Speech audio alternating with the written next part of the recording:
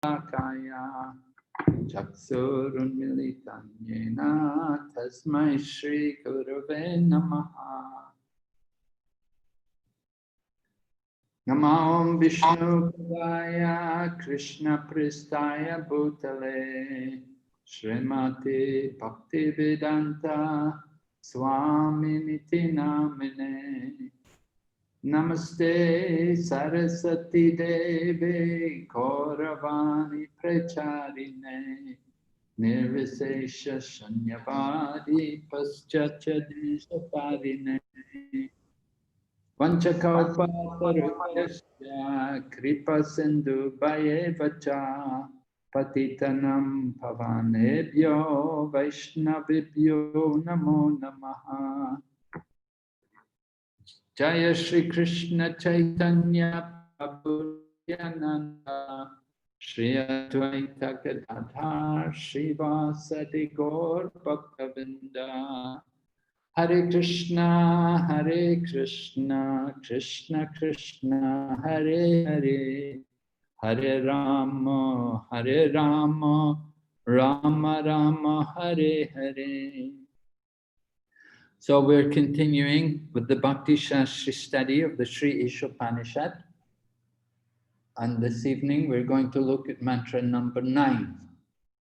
But before we go on to mantra number 9, let's just review some of the topics which we've been covering in earlier slokas, right? We were speaking, for example, about oneness, about the oneness with the Lord. You remember what's the term in Sanskrit? Hare Krishna Maharaj. Ekatvam. Ekatvam Maharaj. Ekatvam, oneness, right. So how does the oneness differ between the Vaishnava philosophy, our understanding, and that of the Mayavadis when they speak of oneness? What's the difference? For this is Vaishnavas, there is a oneness of all living deities, and also we are the spark and parcel of the Lord. So qualitatively we are same with Lord, but not quantitatively. But there is oneness among all the living entities. That is what Ekatva means according to Vaishnava. According to impersonalist, this is about Brahman. They talk about Brahman realization, and everything is Brahman for them. So there is oneness. The self within every individual is the same with every other person. That's what they say. And finally, there is a realization of the self. They get merged with the Lord. That's what they say. That is the oneness they are talking about. So, their oneness, as you said, they simply see everybody the same. Like, I am you, you're me. Yeah, that is among the impersonalist. But among the Vaishnavas, we are qualitatively same as Krishna. That's what Vaishnavas teach. Of course, the living entities, Uttamatikari, who sees everybody as one from that perspective. So, what particular? I wanted that particular term, one word, which brings out the difference between the Mayavadi and the Vaishnava. That when they speak about oneness, that Vaishnava. Anushpayati, that is it. Yeah, I'm thinking more. The word I'm thinking of, individuality. Oh, right? Individuality. So, what is the individuality for the Mayavadis? Mayavati don't propose individuality. They don't believe in individuality. What do they believe? They say it's all one and same. We are one with God. What is that one God? Brahman. That is what? They won't speak about God, they'll speak about what? They called about Brahman. They said God, Brahman. according Yeah, to that's right, Brahman. They talk Brahman. about Brahman, the Brahman, right? They speak about the Brahman. They say, Sarvam Kauvidam Brahma. The Shankaracharya gave emphasis on that aphorism in the Vedas. Sarvam Kauvidam Brahma. Everything is Brahman. So Krishna is Brahman and we are Brahman. And there's no sense of individuality anymore. Right? So how do we defeat that? What would you quote? That is not possible. According to Vaishnava philosophy, according to Prabhupada's teaching, that is not possible. Can you give me a verse from Bhagavad Gita?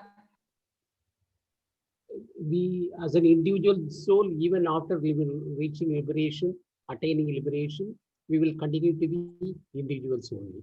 That's what So Vaishnava what's the verse philosophy. from Bhagavad Gita? Do you know any sloka from Bhagavad Gita which supports this? Yeah, I mean, I think it's 1852 or something. I'm not very sure of the shloka, but in 18th chapter it is spoken. What is spoken there? And also in 13th chapter, but I'm not able to remember the shlokas. Somebody else can tell us what's a good sloka to support our individuality. Hare Krishna, Dandavat Pranam Maharaj. Mamaivamso Jivaloka Sanadanaha Manasashtani Indriyani. This sloka says, I am the Amsi, you are all Amsa, you are suffering in the material world with six of, Indriyas, like that. Okay. Yes, Mami Vamsa, the living entities are eternally my parts and parcels. That's one. There's another one. Hare Krishna Maharaj, Yes, Natveva Maraji. Chatunasham, Natvam Neme Thank you, Chadati. Maraji. Yes, that's the one I was thinking of. Yes. Hare Krishna. You know the translation? Yes, Maharaj. There was no time where I did not exist, or nor you, nor all these kings, nor in future shall any one of us cease to be. Yes, thank you. Right, that's what I think generally when we speak about individuality, from the very beginning, Krishna had brought this individuality up to Arjuna, that we're all eternally individuals. We don't lose our individuality in the past, now, or in the future. We're eternally individuals. So for the Mayavadis, they're speaking about giving up, losing our individuality. This Sayujya Mukti, this impersonal liberation, this merging into the oneness. So this was their idea of oneness. Then this morning, earlier today, we spoke about Lord Krishna's qualities, how he is unembodied, in the sense that someone can say, how is he unembodied?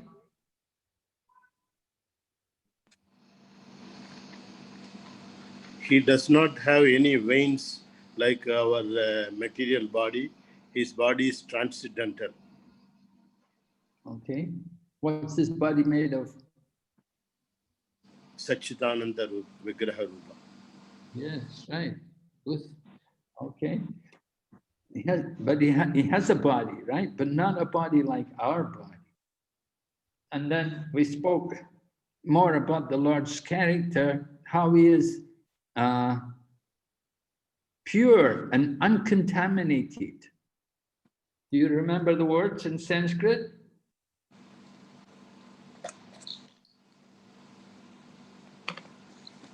Someone? Yes, Maharaj. Yes. Shuddham. Shuddham, meaning? Shuddham meaning antiseptic, right? Or Yes, pure. yes, ma'am. And the other word? Apapi Vidam. Apapa vidam. Vidam. Meaning? Prophylactic. Prophylactic. Yes, prophylactic. Can you explain to us the meaning? What's this prophylactic? Apapavidam, yeah. Prophylactic means is more like preventive. Power of the association. Like power of association, Maharaj. To just hear somebody say power of association, I don't know what I'm supposed to understand by this. You have to some information to understand what you're talking about. Like we by taking that, actually, like when you gave the example of malaria, like if we have malaria, then we need to take some prophylactic course. So by taking that course, we will be saved with that. So similarly, in bhakti also, this acts as a prophylactic. So if we are in association with the Lord or with the devotees, then we are saved. So we can do any nonsense we like and Krishna will protect us, right? No, Maharaj. So what do you mean? It purifies us. It prevents. Purifies. Huh? It prevents to not get the Protects. Uncontaminate. Prabhupada quoted the verse about even if one is the most sinful person, but still if he's situated in transcendental knowledge, he quickly becomes righteous, right? So Suduracha, that even one has bad habits, he's sinful, he does something sinful, but somehow he's a devotee of Krishna. So he hates himself for doing these things, he regrets it. And Krishna quickly corrects his mentality. So Prabhupada often spoke about how Lord Krishna, people like to imitate Lord Krishna. Because, you know, we sing about Lord Krishna, Jai Radha Madhava Kunja Bihari, all glories to Radha and Krishna's pastimes in the forests of Vrindavan. And people think, you know, oh, it's very nice. You know, I also want to be like Krishna. I also want to dance Rasa Leela, right? But can we do it? no. What does Prabhupada say? You want to be Gopi Jana Balaba, then you also have to be Girivaradari. What is? Yes, you have to be Giri Baridari. Right? You want to be Gopi Jana Balaba, then also be Giri Baridari. Pick up the Govardhan Hill. Then you qualify. So people may argue to us. They may say, oh, this Krishna, he's just some lusty cowherd boy. He has some pastimes, he has affairs with all these young girls in the forest, in Vrindavan in the night. So what will you say about these things when people talk to you like that? Can you defend the honor of Krishna?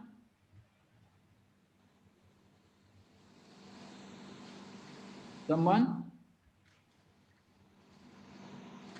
I've heard all about Lord Krishna, this Krishna of yours, that he goes in the forest, he does all these things with the young girls. He's just some lusty man. What are you going to say?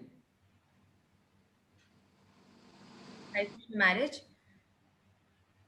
we say that Yes. we should not consider Lord as a mundane activities, whatever he does. And he also did many things when he was born. He born with the 4 hands, and then he killed many demons when he was infant. So if you're able to do all these things, So, if I'm able to what? if you are not able to do all these kind of activities, you cannot you're supposed to do that also. You cannot imitate the Lord.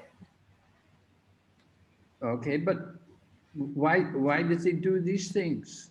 Like go with the why he's doing this? He's This doing to activity. protect the devotees, Maharaj. Huh? Doing to protect the devotees. For the pleasure of the devotees. Yeah. Also, we have to explain, you see, that Lord Krishna performs these activities, they do it in their spiritual bodies. These gopis are not ordinary ladies. Just as Lord Krishna is not an ordinary man, these gopis of Vrindavan were not ordinary ladies. They were all expansions of Srimati Radharani. And Srimati Radharani is the Ladini Shakti of Lord Krishna. She's the pleasure potency of Lord Krishna. And she expands herself in the form of these different gopis, the cowherd girls of Vrindavan. And their whole purpose is to give pleasure to Lord Krishna. And they come to this world to show us the pastimes of the spiritual world. They're coming here not just for their pleasure, but they're coming to show us how to give pleasure to Krishna. And they're showing us the activities of the spiritual world. The activities of the material world are perverted reflections of what goes on in the spiritual world. So people look at the activities of Lord Krishna, particularly his pastimes with the gopis, and they think they're material. They do not understand that they're not material, that they're transcendental, and they're performed in their spiritual bodies. They have nothing to do with the modes of nature. In the material world, everything is centered around the body. And the body means the senses. And senses mean desire. Desire for lust, desire for material enjoyment. But in the spiritual world, there's no lust. There's none of this thought of sense gratification, one person exploiting another. Everyone in the spiritual world is a pure-hearted soul, and they have a spiritual body, and they're engaged in activities simply for pleasing Krishna. So these activities which Krishna performed 5,000 years ago, these were from the spiritual world. Lord Krishna personally appeared along with his devotees, and they showed us the activities of the spiritual world. And they did this to attract all of us that we would want to go back there and join with him and join in with them, take part in their activities.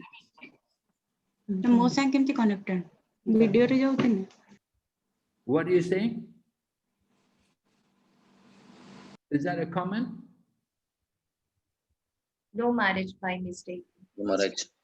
Okay, I thought you had something to say.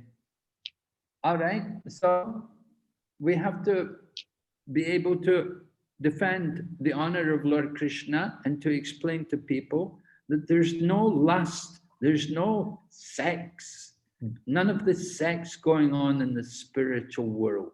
This is all the perverted forms which go on in the material world.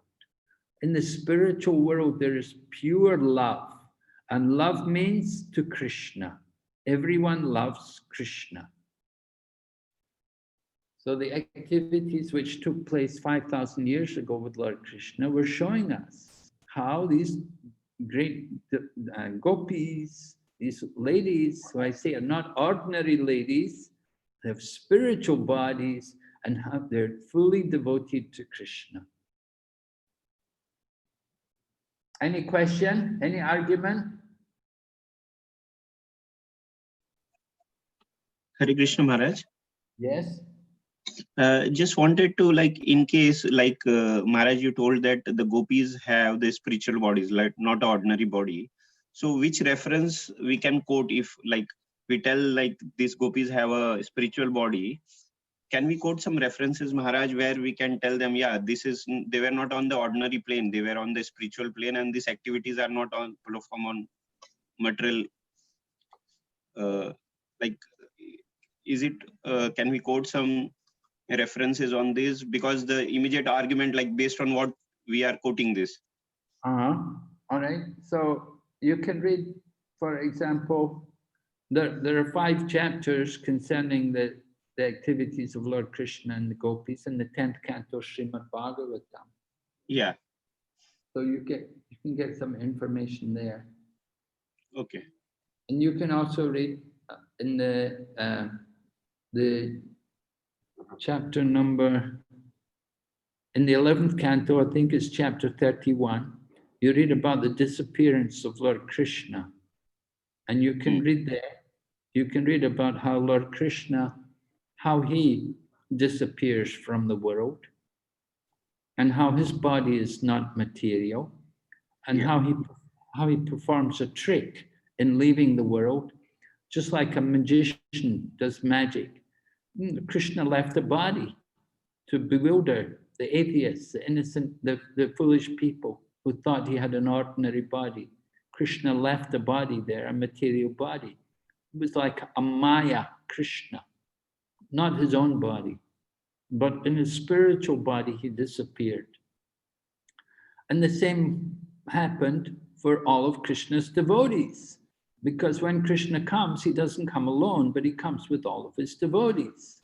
And they also came and they performed their pastime. So in that chapter, it talks that you can read different references. There's a very good section at the end of the chapter with many scriptural references describing about how the body of the Lord and his associates are not material. Okay. That's the 11th canto. 11th canto, 31st chapter. Yes. The disappearance of Lord Krishna. Yeah. It's the last chapter. Okay? Yeah. Thank you, Maharaj. So we'll go ahead now. Mantra number 9, Sri Isopanisad. Andantamaha pravishanti. Andantamaha pravishanti. Evidyam upasate. Ato bhuyaiva te tamo. Yao vidyayam vata.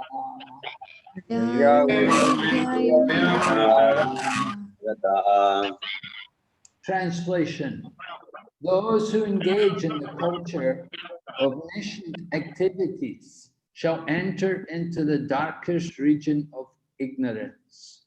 Worse still are those engaged in the culture of so-called knowledge. All right. So we're going on to a section now, the next section here in the Isopanisad. Lord Krishna is going to talk about, first of all, culturing knowledge and nations, and then he will speak about different kinds of worship. In other words, different levels of devotees, how they engage in different kinds of activities and what happens to them.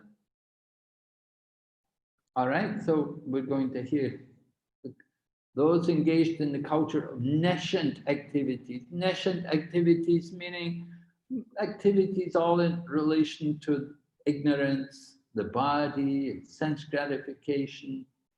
So they enter into the darkest region of ignorance.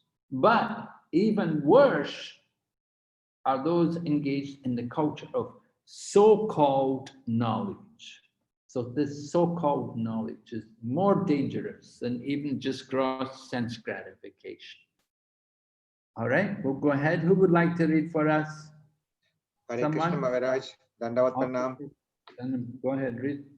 Purport. This mantra offers a comparative study of Vidya and Avidya. Avidya or ignorance is undoubtedly dangerous, but Vidya or knowledge is even more dangerous, which when mistaken or misguided. This mantra of Sri Isopanisad is more applicable today than at any time in the past. Modern civilization has advanced considerably in the field of mass education, but the result is that people are more unhappy than ever before because of the stress placed on the material advancement to the exclusion of the most important part of life, the spiritual aspect. Hare Krishna. Would you like to comment on this first? Please tell us, that Prabhupada says it is more applicable not today than at any time in the past. Would you agree with this? Yes, Maharaj. Maybe We you all- can tell in relation to life in Bahrain. We all believe that we are all well educated. We are all trained to lead the life for which we have been created in this world, but actually it is not. We have been not trained, or we have not been practicing anything of our spiritual aspect for quite some time before actually we are even joining in this kind of spiritual movement. Hare Krishna. Would you agree that people are more unhappy than before? Indeed. We are deluded by the taken away by this advancement of industrialization and education and things like that. We are just floating on thinking that this is the happiness, this is where we need to progress on, without realizing the real purpose of our life. So in some ways, this lockdown, which we've been experiencing with the pandemic situation, is a good thing for the world. Do you Indeed, agree? for us it is. For you it is, yeah? Indeed. You're getting more happiness now than you were before? I have got more time to read. I have got more time to associate with devotees during this time than ever before, Maharaj. Okay. So Prabhupada talks, advancing in the field of mass education. Yeah, so more and more people going to colleges and universities, you know, so many people now have PhDs and they've studied more, but that doesn't mean that their lives are more successful or happier. People spend so much money for their education, but they neglect, of course, they often have no interest, the spiritual aspect of life. Okay, so we're going to hear more about this culture of vidya and avidya. Right. Someone else like to read next paragraph?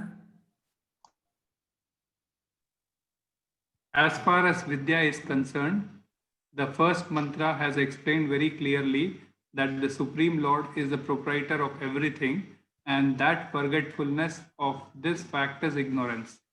The more a man forgets that this fact of life, the more he is into darkness. In view of this, a godless civilization directed towards the so-called advancement of education is more dangerous than a civilization in which the masses of people are less educated. Hare Krishna. So what is this first mantra Prabhupada is talking about? Where Krishna, the Lord is the proprietor of everything. Can you quote this for me? Yeah. The first mantra, Isha Vasyam Idam Sarvam Yat Kinchit Jagatyam Jagat Yena Tyaktena Bhunjita Ma Karshit. I'm missing the last line, Maharaj. Sorry. Ma.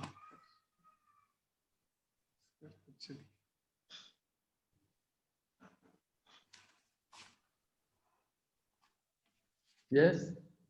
Ma?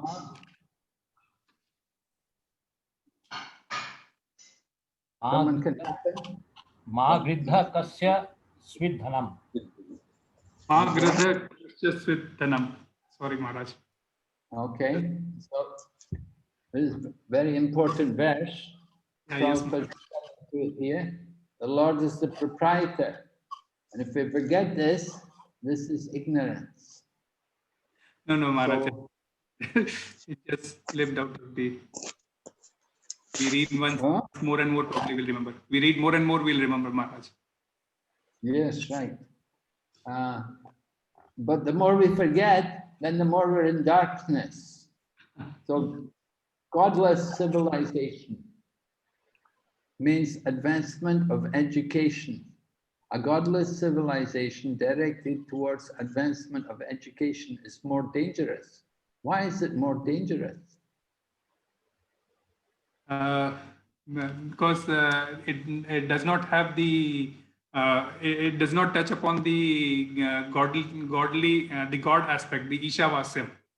So whatever we do would bind us into karma, and we would be again taking birth and again in this material world.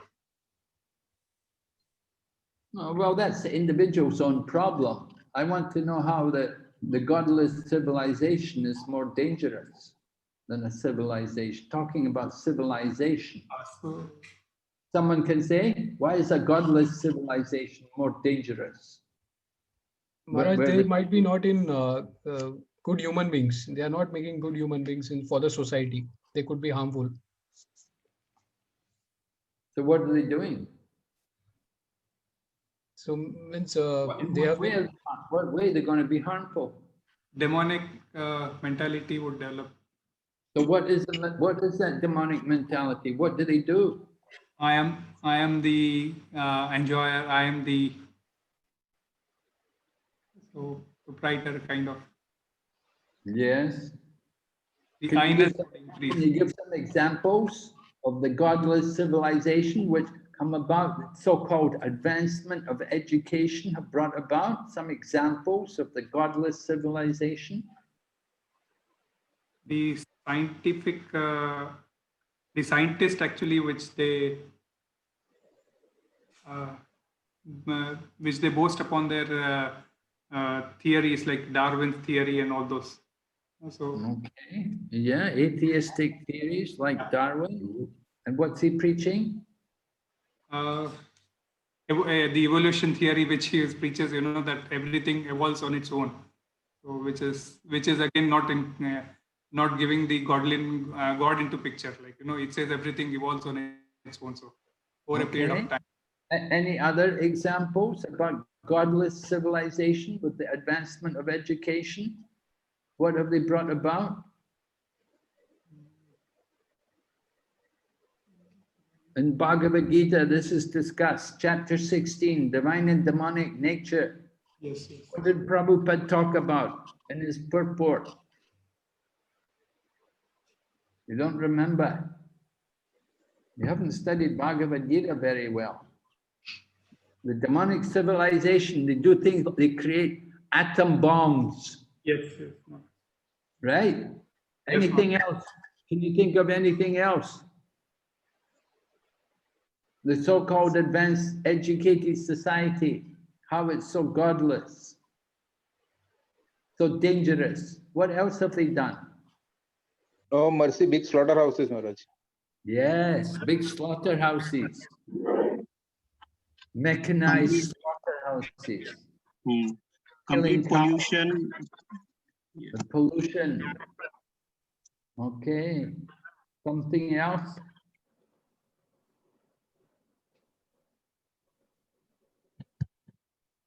The life has become more lusty. Yes. In what ways? What are people doing? Marriage trying to go to another planets. Okay. Trying to go to another planet. They want to enjoy on another planet.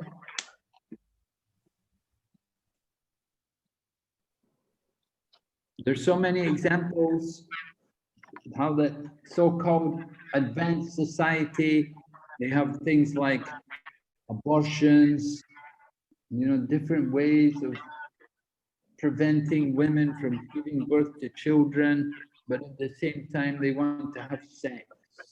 They don't want children. This is the demonic civilization. These kind of things are going on.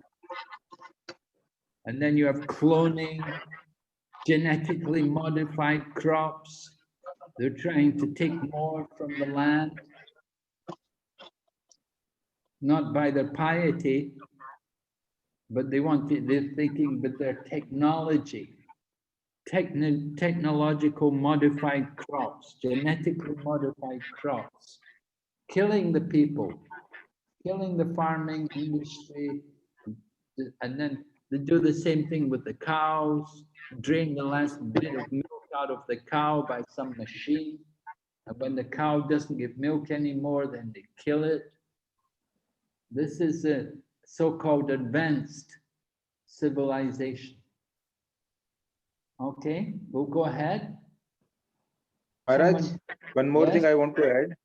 Yeah. Like in America and European countries, the cows are fed with the cow blood. So that is like blood meal are provided to them, and whole world is forced to eat that particular non-vegetarian milk and products. And it is also with all advertisement that it is great, which is spoiling all the food habits of all the people also. Okay. Yeah. Horrible. All right, go ahead. Somebody read next paragraph. Hare Krishna. Tribhanga Gopal Das here. Of the different classes of men and karmis, jnanis and yogis, the karmis are those who are engaged in the activities of sense gratification.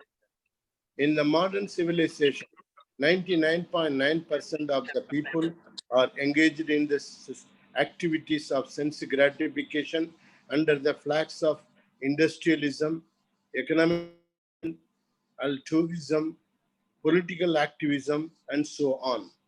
All these activities are more or less based on satisfaction of the senses to the exclusion of the kind of God consciousness described in the first mantra. So what is that God consciousness described in the first mantra? Can you tell us? In the first mantra, the human being to live their life centering the God, Lord Krishna. But here they are keeping their sense gratification in their center, forget Krishna. But in the first mantra, what should happen? We should have Krishna in the center. And what else? Everything animate and inanimate that within the universe controlled owned by Lord, one should therefore accept only those things necessary for himself, which are Right. set as the quota. Except only what we need, you know, we minimize, right? Yeah. We don't want to be extravagant. We don't want to be greedy. We want to be satisfied with the basic needs. We don't want too much, right? That's important. Go ahead. Someone else read. Dandavat Pranam Maharaj, Ajit Madhusudan Das. In the language of the Bhagavad Gita 7.15, people who are engaged in gross sense gratification are mudas, asses. The ass is symbol of stupidity. Those who simply engage in the profitless pursuit of sense gratification are worshipping avidya, according to Isopanisad. And those who play the role of helping this sort of civilization in the name of educational awareness are actually doing more harm than those who are on the platform of gross sense gratification. The advancement of learning by a godless people is as dangerous as a valuable jewel on the hood of a cobra. Cobra decorated with a valuable jewel is more dangerous than one not decorated.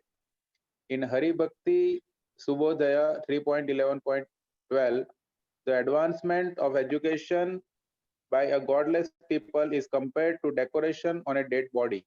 In India, as in many other countries, some people follow the custom of leading a procession with a decorated dead body for the pleasure of the lamenting relatives. In the same way, modern civilization is patchwork of activities meant to cover the perpetual miseries of material existence. All such activities are aimed towards sense gratification. But above the senses is the mind, and above the mind is the intelligence, and above the intelligence is the soul. Thus, the aim of real education should be self-realization, realization of the spiritual values of the soul. Any education which does not lead to such realization must be considered a vidya or non-nescience. And to culture such nescience means to go down to the darkest region of ignorance. Hare Krishna Maharaj. Yeah, one of the devotees was talking, he said, devotees all go to study They want to do postgraduate studies, they want to do masters.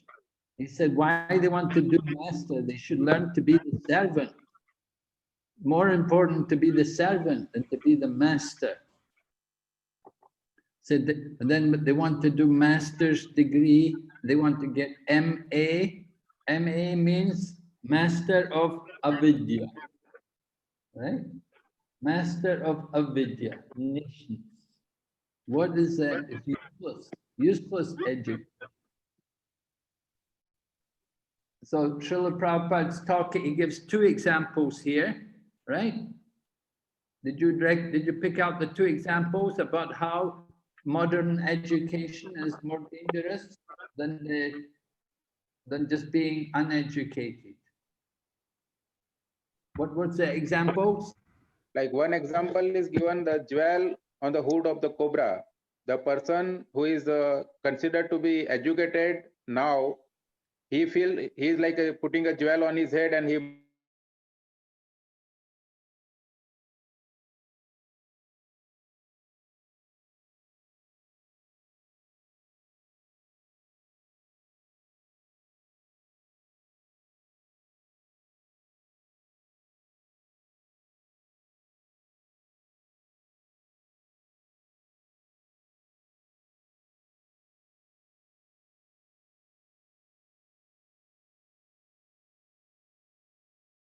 follow him and they will all fall into trap. That is like all the wrong gurus, those who are leading I'm asking you, just answer the question. Answer the question I asked you. Why is the snake with the jewel more attractive than the snake without the jewel? Why is it more dangerous? I mean, why is it more? There is a jewel on his head, so people will be attracted towards the jewel. Right. Of course, this is the point. That people are more attracted by the jewel. People think they have a, so if somebody thinks he has a Jew said, somebody thinks he's educated, it's like the jewel on the head, right? So the snake with the jewel, if it's just a snake, okay, it's a snake, just leave it, get rid of it or something. But when the snake has a jewel on his head, that, oh, I want to see the jewel, maybe we can get the jewel, and it becomes more attractive. So then it becomes dangerous to play with the snake. So that's the example. And then the other example, second example, Maharaji. Maharaji can tell us, let's hear from the ladies. The second example.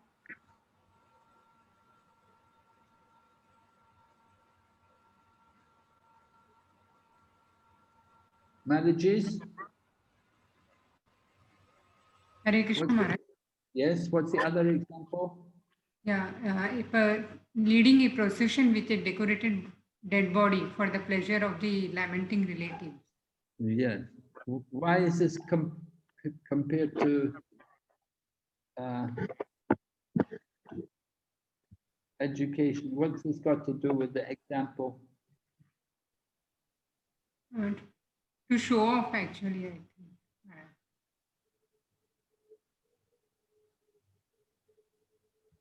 The point is that the person's dead. What's the point in decorating him? There's no purpose to decorating the person. When he's on the dead body, it's like somebody dies. You want to paint the face, you want to put the makeup on before they put the body in the cremation, before they put the body in the crematorium. You're going to paint the face, make him look, you want to look good? No, the body's dead. So like that, decorating the dead body is useless. So the same with this kind of education which people are undergoing, is also just useless because they're simply becoming more attached to the body. They're becoming more attached to the body. They haven't understood the real goal of life. They haven't identified the soul. So they've wasted their education. So this is nations. All right, we'll go ahead. Let's have a Maharaji read.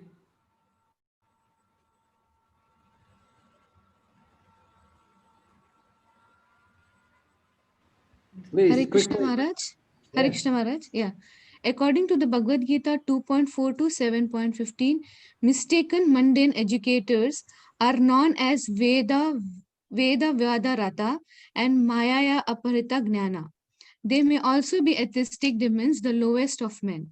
Those who are Veda Vadarata pose themselves as very learned in the Vedic literature, but unfortunately they are completely diverted from the purpose of the Vedas.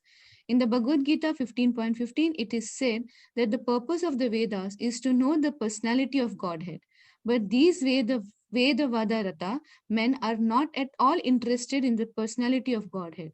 On the contrary, they are fascinated by such fruitive results as the attainment of heaven.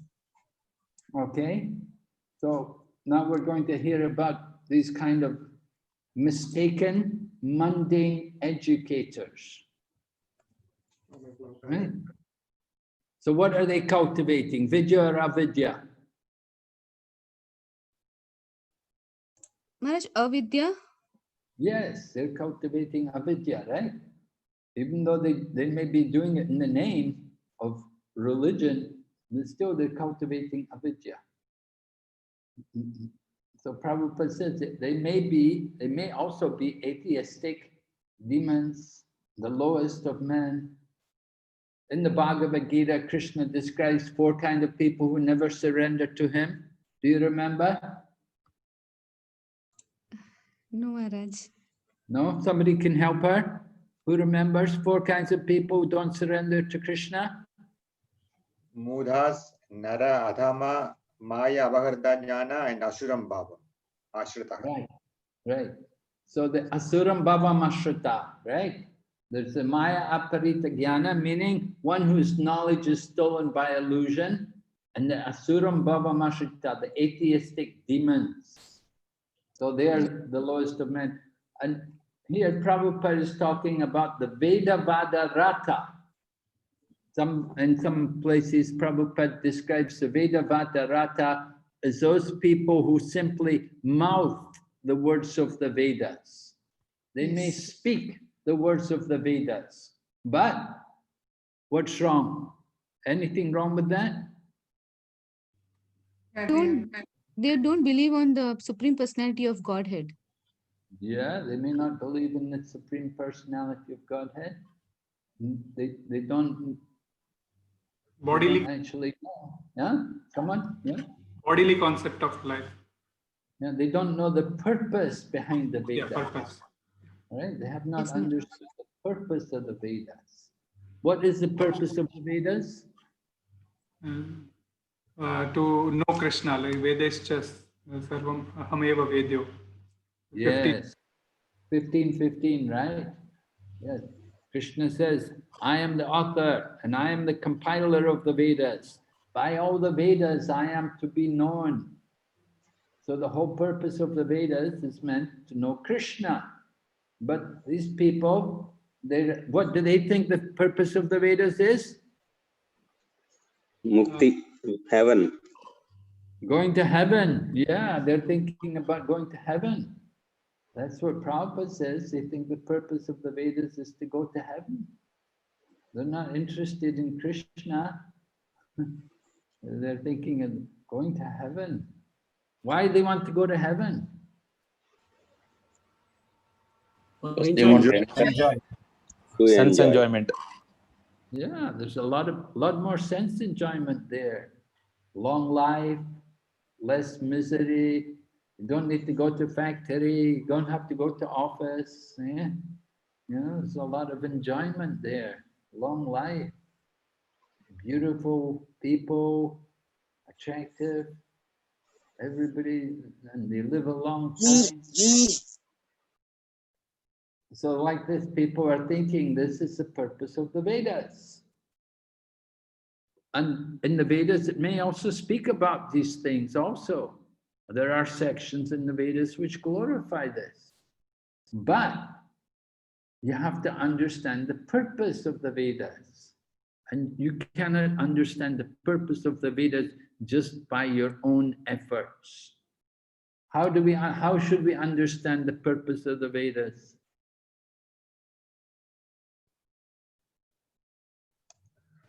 Through an acharya of disciplic succession. Yes, right. You have to get association. You have to get the acharya, the teacher, to guide you to understand what's behind the Vedas. Just like people may read the Vedas, but very difficult to know what is the purpose of the Vedas.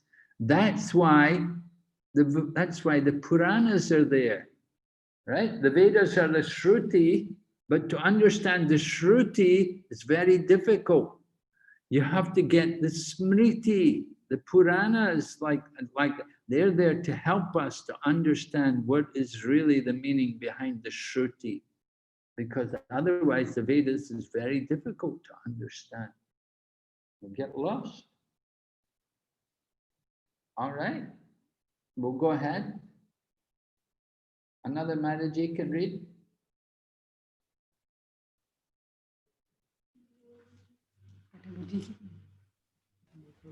Hare Krishna.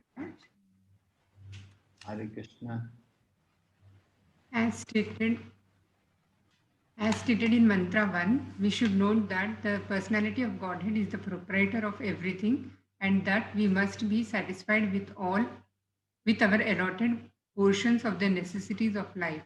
The purpose of all Vedic literature is to awaken this God consciousness in the forgetful living being, and this same purpose is presented in various ways in the different scriptures of the world for the understanding of a foolish mankind. Thus, the ultimate purpose of all religions is to bring one back to Godhead. Hare Krishna. Okay. So Mantra 1, do you remember Mantra 1? Mataji, you remember Mantra 1? You can say it for us? Yeah, everything is controlled by Supreme Lord Krishna, and everything is owned by the Lord. Therefore, what's the second half of the verse? Means that quota, Maharaj. We should accept what is ours. Yes, Prabhupada writes, you just read it. He said, we must be satisfied with our allotted portion of the necessities of life. Yes. Our allotted portion, we should have to be satisfied with what Krishna gives us. We shouldn't be greedy. I need more, I need more, I need this, I need that. No, we have to learn to be satisfied with the plan of the Lord. And Prabhupada talks about this, that the Vedas is meant to awaken this kind of God consciousness. When we become God conscious, then we will be naturally satisfied with what's given by the grace of God. So Prabhupada said that this should be the common understanding of all different scriptures. You know, people study the Vedas and they're thinking how to get this, how to get that, how to get the beautiful wife, how to get money, how to get fame.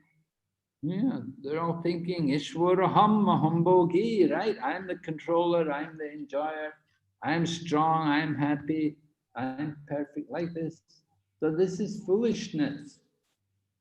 We have to understand what is our position, that we're tiny souls, insignificant servants of the Supreme Lord.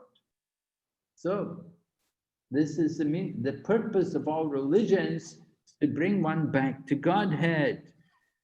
We want to get out of this material world. We want to come to God consciousness. This is the real mission of life. Sometimes they say, we want the kingdom of God without God. How is it possible? Prabhupada says, you want the kingdom of God, but you don't want God? That's ridiculous. But this is how people think. Okay, go ahead. Another person read. Another Maharaji, one more. Hare Krishna Maharaj. But the Vedavada Ratha people, instead of realizing that the purpose of the Vedas is to revive the forgetful soul's lost relationship with the personality of Godhead, take it for granted that such side issues as the attainment of heavenly pleasure for sense gratification, the lust for which causes their material bondage in the first place, are the ultimate end of the Vedas. Such people misguide others by misinterpreting the Vedic literature. Sometimes, when they condemn the Puranas, which are authentic Vedic explanations for laymen, the Vedavada Rathas give their own explanations of the Vedas, neglecting the authority of great teachers, Acharyas. They also tend to raise some unscrupulous persons from among themselves and present him as the leading exponent of Vedic knowledge. Such Vedavada Rathas are especially condemned in this mantra by the very appropriate Sanskrit words Vidyayam Ratah. Vidyayam refers to the study of the Vedas because the Vedas are the origin of all knowledge, Vidya, and Ratha means those engaged. Vidyayam Ratha thus means those engaged in the study of Vedas. The so-called students of the Vedas are condemned herein because they are ignorant of the actual purpose of the Vedas on account of their disobeying the Acharyas. Such Vedavada Rathas search out meaning in every word of the Vedas to suit their own purposes.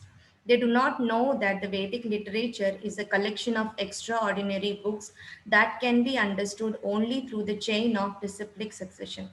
Hare Krishna. Okay. Okay, so Prabhupada is describing to us some of the problems here, what we face with these people, Vedavada Rathas. Yeah.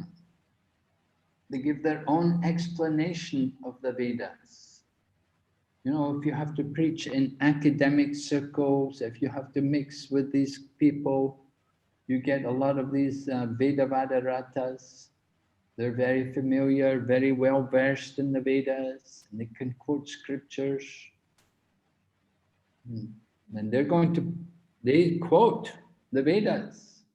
They've got all the slokas there about the goal of life, going to go to heaven and enjoy life. And you have many different societies. There's Vedanta societies where people are all impressed with their knowledge. So they don't understand the real purpose, the ultimate end of the Vedas. But they condemn the Puranas. Well, they say, because how they will condemn the Puranas, they say this is Smriti. These are books written. What will they say about the Puranas? How will they criticize them? They say these are books written by an ordinary man. They're imperfect. The Vedas, these are eternal. This is from the Lord, and this is directly from the Lord himself. This is not from Apurusha, right? The Vedic knowledge is Apurusha, not from any ordinary person. But your scripture, your Puranas, no, they're just stories and things, you know. Just give them just mundane literature. They will say it's not, your literatures are not transcendent, they're not perfect. So this is why Prabhupada translated the Isopanisad. This is why Prabhupada gave us this evidence from the Shruti. Because when you go and meet these academics and these philosophers, you meet people like Vedavada Rathas, and you have to argue with them on the basis of the Vedas. And they want to hear Shruti mantras. They want to hear evidence from the Shrutis. They won't accept the Puranas. They won't accept Bhagavad Gita. Although they should, but they don't. Okay, so therefore, and this is why people, Jiva Goswami, Bhakti Siddhanta Saraswati, Madhvacharya, they all gave evidence from the Shruti mantras to support the Vaishnava philosophy. So Vedavada Ratha have their own people, they have their own acharyas. Oh, follow the acharya. Yes, we have our acharya. We have our acharyas, great teachers. So they put forward their own people as being acharyas, and they say, you follow him. So Prabhupada gives us these Sanskrit words, Vidyayam Rataha, Vidyayam Rataha. We study the Vedas, those engaged in the study of the Vedas.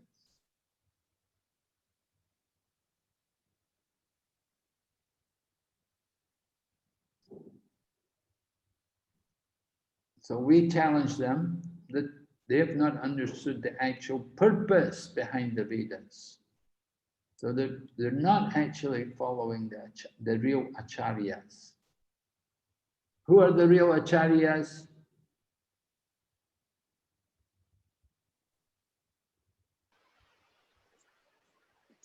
Disciplic succession, Maharaj, was come from the disciplic section. Yeah. And except anybody else? Knows the science of Krishna. So who knows the science of Krishna? Who are they? Acharyas? The Mahajans, right? You know the Mahajans?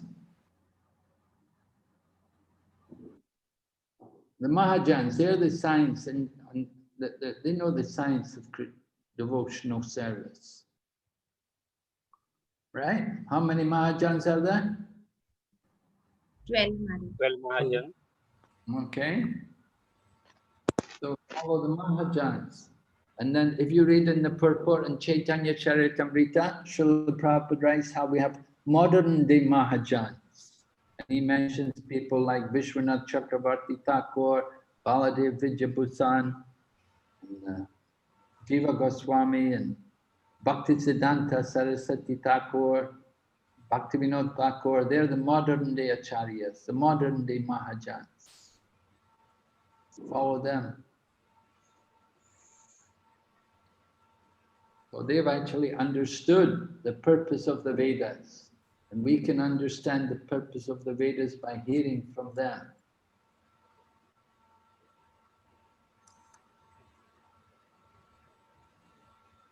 All right, we'll go ahead. A man can read now. Let's have another man read. Hare Krishna Maharaj. One must approach a bona fide spiritual master in order to understand the transcendental message of the Vedas. That is the direction of Mundaka Upanishad 1.2.12. These Vedavata people, however, have their own acharyas who are not in the chain of transcendental succession. Thus, they progress into the darkest region of ignorance by misinterpreting the Vedic literature. They fall ever further into ignorance than those who have no knowledge of Vedas at all.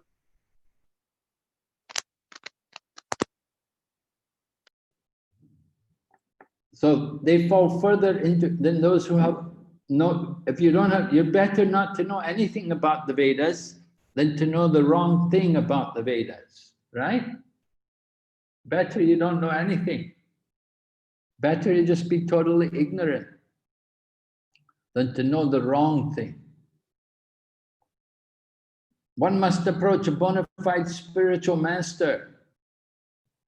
How will we recognize the bona fide spiritual master? What's his qualification?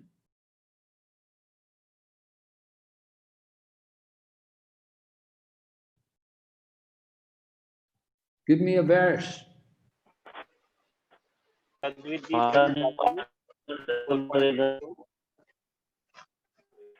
One person?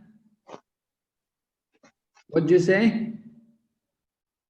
Vacho Vegam Manasa Krodha Vegam Vegam Etan Vegam. That shloka is from the Nectar of Instruction. Okay. Someone else, another verse? So he must control the senses, right? Yeah. He is with Parampara system. So can he get angry or not? If he gets angry, then he's not a guru, huh? Can the guru get angry?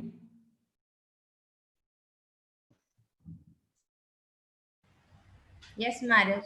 Yes. You don't mind if he gets angry at you, huh?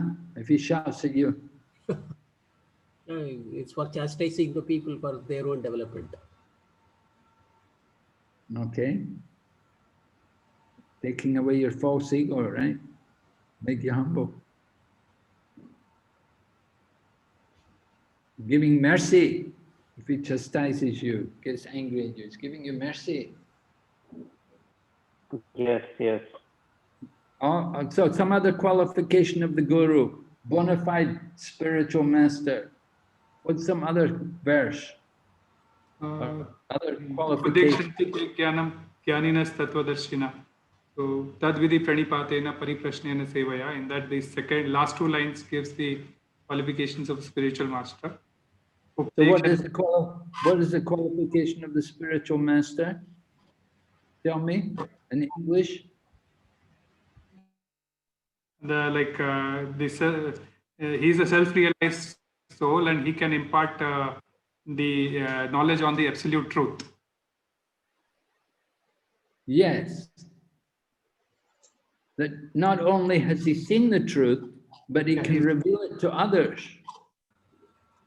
Right? Yes. He's seen the truth himself, and he can reveal it to others. Some people say, I know the truth, but I can't explain it to you. And so, so that's not so good. But the actual bona fide teacher, not only has he realized the truth himself, but he can reveal it to others. So that's one qualification. Something else?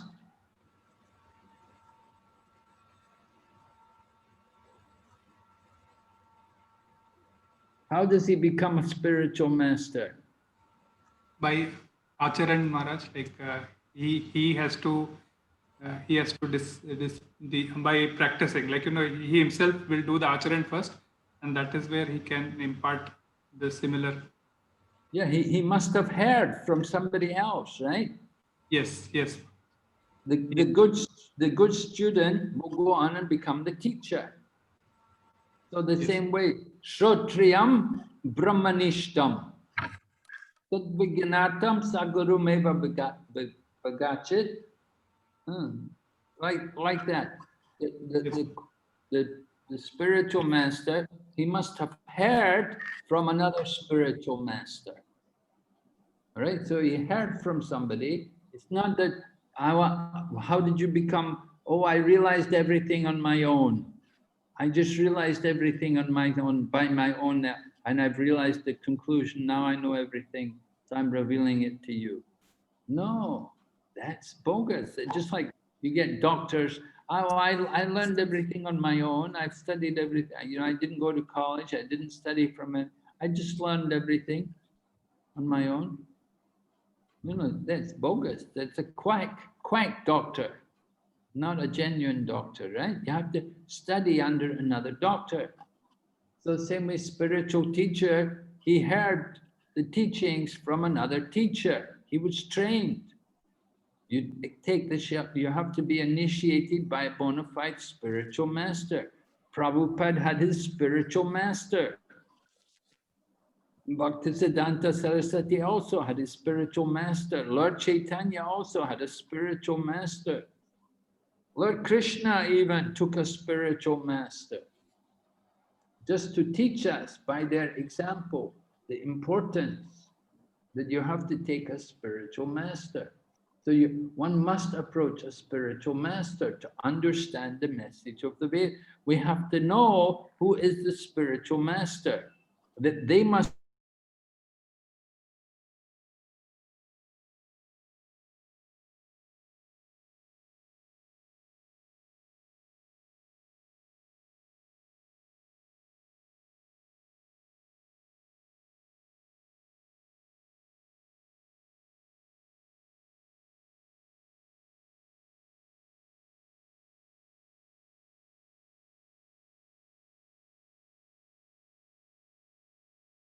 pleasures of the material world, because he's taking pleasure. He's on the platform of Brahman.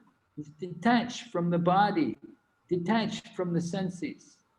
So he's not concerned with the material aspects of life, because he's on a higher platform, right?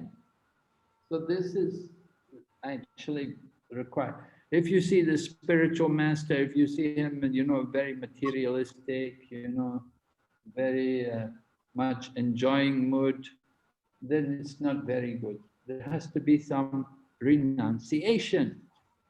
Sarvabhauma Bhattacharya glorified Lord Chaitanya, Vairagya Vijanija Bhakti Yoga.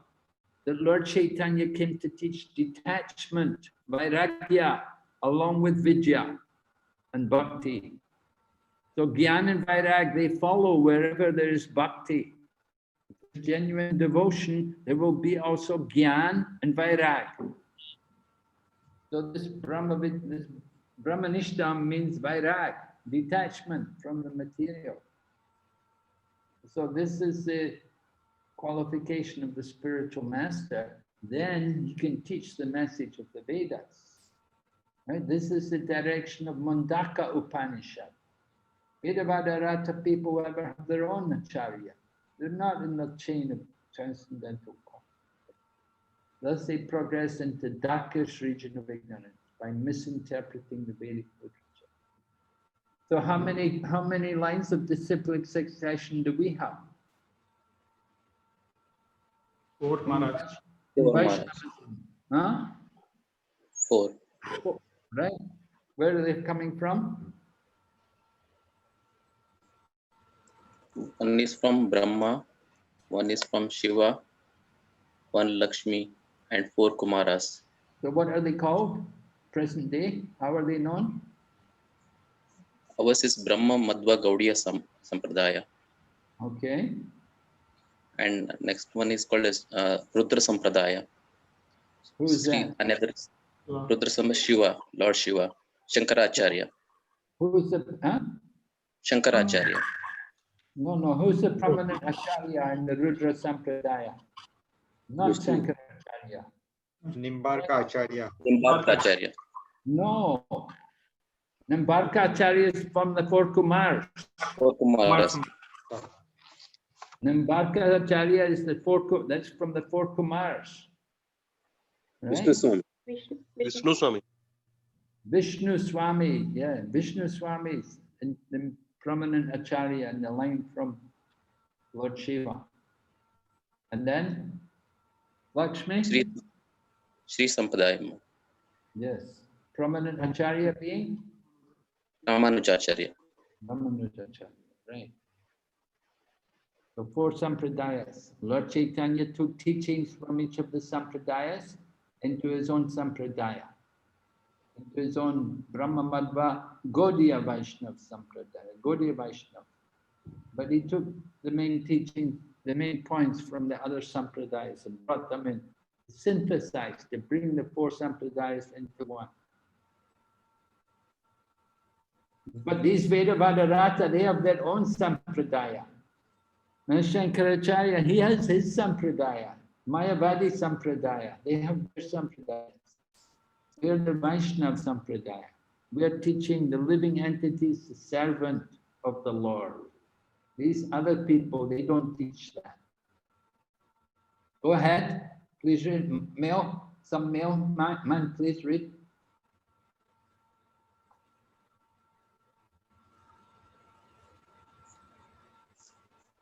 Yes? Hare Krishna. Hare Krishna. The Maya Prahata Jnana class of men are self-made God. Such men think that they themselves are God and that there is no need of worship any other God. They will agree to worship an ordinary man if he happen to be rich, but they will never worship the personality of Godhead. Such men, unable to recognize their own foolishness, never how it is that God can be entrapped by Maya, his own illusory energy. If God were ever entrapped by Maya, Maya would be more powerful than God. Such men say that God is all powerful, but they do not consider that if he is all powerful, there is no possibility of his being overpowered by Maya. These self-made gods cannot answer any of these questions very clearly. They are simply satisfied to have become God themselves. Hare Krishna Maharaj. They're simply satisfied to become God themselves, right? So Maya Aparita Jnana are self-made gods. They make themselves God. Such men think themselves as are God, and that there's no need of worshipping any other God, right? If I'm God, yeah, no need to worship anybody else. So this is their thinking. People agree to worship an ordinary man if he happens to be rich. You see, this is the mentality of people in the material world. Somebody's very rich, oh, that people worship him. People are thinking, you know, this is, if somebody has a lot of money, then he has all the blessings of God, they're thinking. The rich man can be the most miserable man, can be the most unhappy man, because having wealth simply creates so many troubles, can make people's life miserable. We see sometimes the richest people in the world, they commit suicide. They're so unhappy. Their life is so miserable.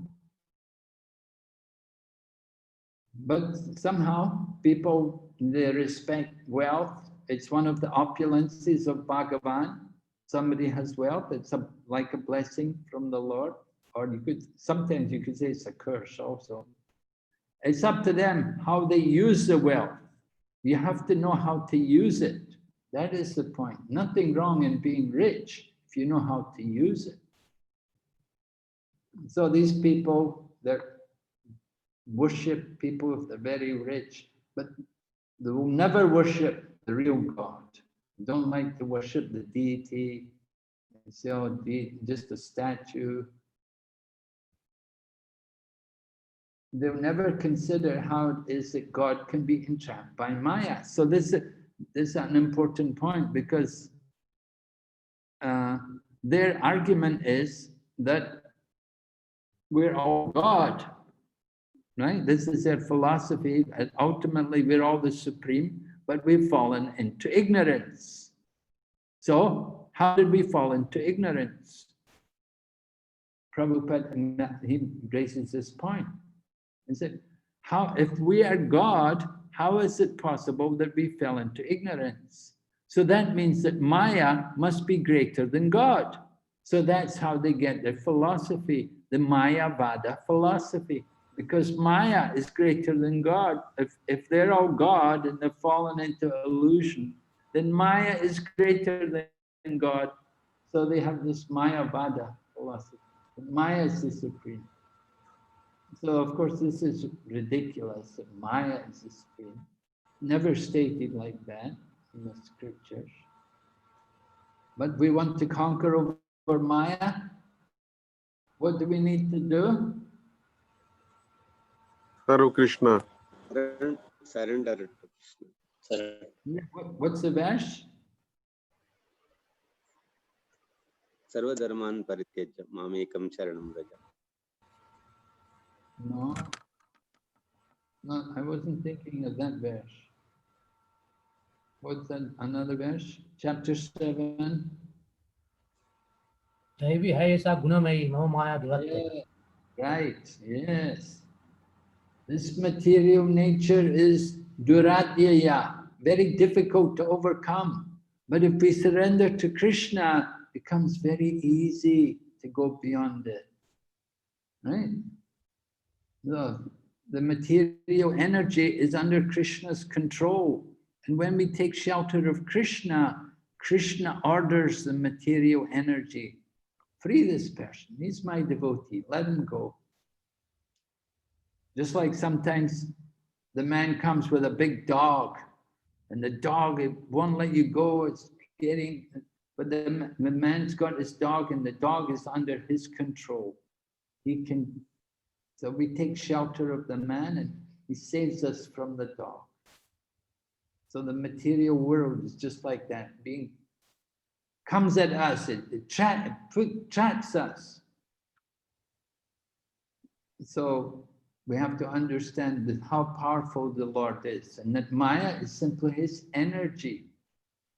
But these Vedavadarata people, they're saying, oh, no, there's no God. We're all God, we're all God.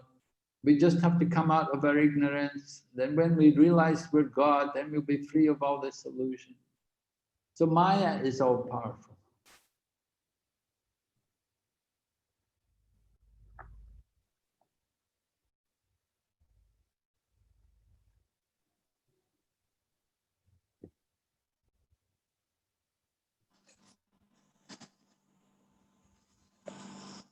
Okay, is there any questions on this mantra?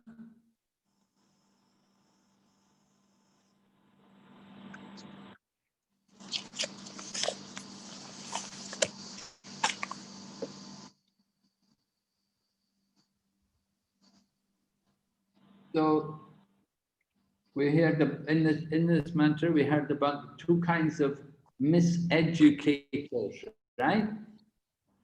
Remember, what are they? What's one kind of miseducator? So-called Vedavadarata. modern English. Vedavadarata, and another one was Mayapakata Jnana. So you can tell me about the Vedavadarata. What did they do? They are the one who learns Vedas for sense gratification without understanding the real purpose of Vedas. Okay, yeah. They do not follow any acharyas. No, they do follow Acharya. I mean, they do not follow the bona fide acharyas. Right, they don't. They have their own acharyas, right?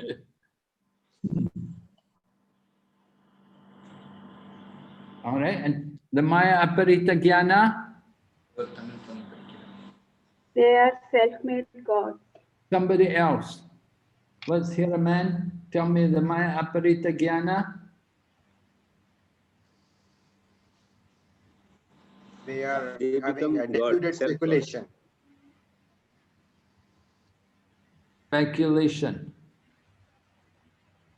They are philosophers, scientists, and great poets and things like that. They just their knowledge is fully utilized in development of their profession or development of their passion. They do not recognize God. Whose knowledge is stolen. What did you say, Prabhu? They do not what? About God? They do not recognize God. They are more into the passion of developing their skills. They don't go to temple, they don't worship the Lord. They may read the scriptures, but they don't know the purpose. Those whose intelligence is like stolen, Maharaj, like means like they become demons and lowest of the men.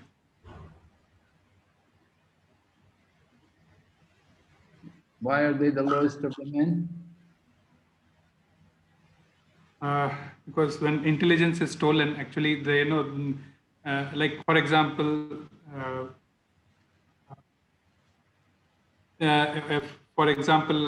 if a person knows like something is wrong, for example, a cigarette packet, there is a written warning on that. Smoking kills you, and still the person knowing the knowledge goes ahead and drinks. So his knowledge, his intelligence is stolen, and that is where by knowing also he is falling into the trap.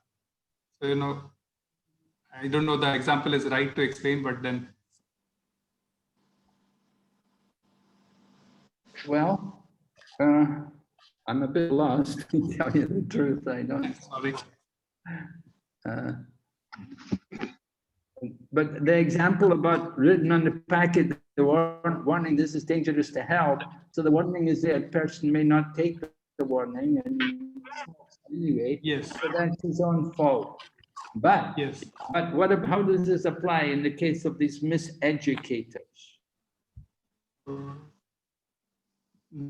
They know about the Lord and they know about the characteristics of the God, but then they don't follow them. They don't take Lord seriously. They just go ahead with their own mind, where whatever their mind says. Well, I don't know if that's true. I don't know if they do know about the Lord and his characteristics. I don't know about, they may read the Vedas, but the Vedas doesn't tell us very much about the Lord. You have to really know that you want to know about the Lord, you have to go to the Puranas, you have to hear from the other side of it. Because the Vedas deal more with the aspects of enjoying the material world and elevation to the higher planets. And that's why Krishna says in the Bhagavad Gita, Trigunya Vishaya Veda. Nice Trigunya Bhagavad. Rise above the modes. The Vedas deal with the subject matter of the modes of nature. Rise above the modes, O Arjuna, and be transcendental to them. So just studying the Vedas itself, you're not going to know much about the nature of God or the Absolute. And this is why these so-called people, these Vedavadaratas or the Maya Aparita Jnana we're talking about, they just try to philosophize, and they speak about, we may call them armchair philosophers. They have these kind of philosophical societies, sit in a big armchair and people discuss about the Vedas. There's no mood of renunciation. They may sit there drinking coffee and smoking cigarettes, and they're discussing the Vedas. There's no detachment, there's no vairagya, and there's very little transcendental knowledge. It's a lot, most of it is just their own speculations. They take words and they will give meanings to it, try to explain it all by the powers of their own mind.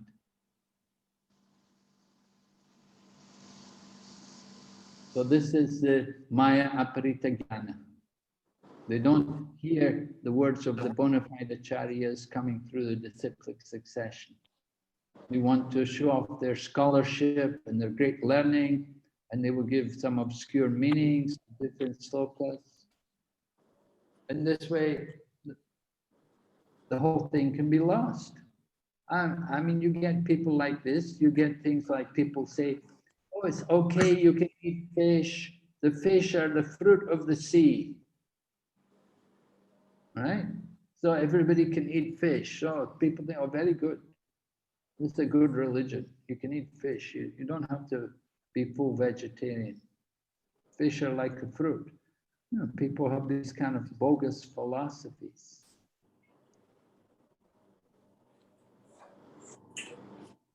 So we have to preach against these things. We have to expose these so-called people. Because of these miseducators, so many people go to hell. They're lost. Because they thought they were hearing from some educated person. They thought these people are qualified, they're very educated, they're successful, they may be professors, they may be scholars, and so they've got recognition.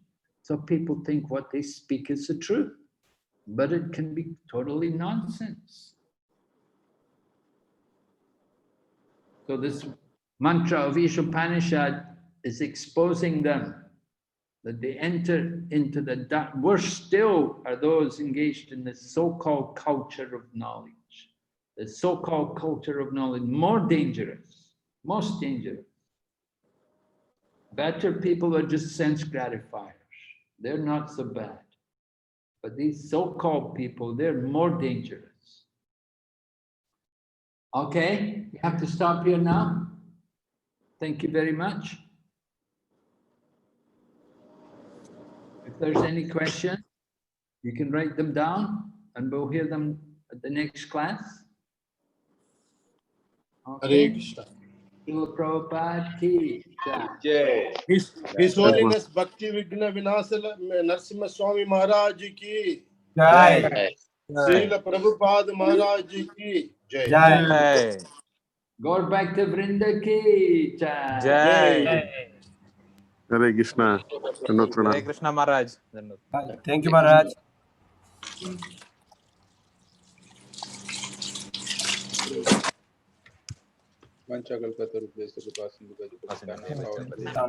Vaishnav Namo Namah. Ananta Koti Vaishnava. Jai. Thank you, Prabhuji. Janant Prabhu, we can end the session, I think.